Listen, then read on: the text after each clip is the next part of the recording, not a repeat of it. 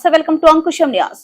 ఆంధ్రలో ప్రతిభ ఉన్న క్రికెటర్లను గుర్తించి ప్రోత్సహించేందుకు వారిని అంతర్జాతీయ స్థాయి క్రికెటర్లు తయారు చేయాలన్న లక్ష్యంతోనే ఆంధ్రలో ఆంధ్ర ప్రీమియర్ లీగ్ పేరుతో గత 3 సంవత్సరాలుగా క్రికెట్ టోర్నమెంట్ నిర్వహిస్తున్నామని ఆంధ్ర క్రికెట్ సంఘం రాష్ట్ర కార్యదర్శి ఎస్ఆర్ గోపీనాథ్ రెడ్డి అన్నారు.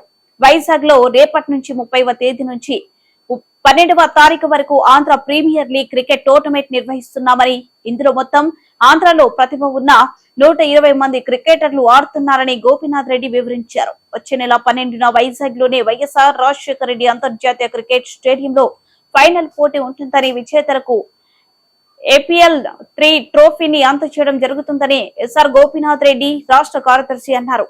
ఆంధ్ర ప్రీమియర్ లీగ్ సీజన్ 3 టోపీని వైజాగ్ లోని ఒక హోటల్లో శనివారం ఘనంగా ప్రారంభించారు. ఆదివారం నుంచి వచ్చే నెల 13వ తేదీ వరకు వైజాగ్ PM పాలెంలోని డాక్టర్ వైఎస్ఆర్ ACA VDCA అంతర్జాతీయ స్టేడియంలో APL మ్యాచ్లు ప్రారంభం కానున్నాయి. ఇందులో భాగంగానే ACA కార్యదర్శి S R Gopinath Reddy, APL governing council మెంబర్లు Oscar Vinod, Murali, apex councillor member Geetha తదితరులు APL ట్రోఫీ ప్రారంభోత్సవ కార్యక్రమంలో పాల్గొన్నారు.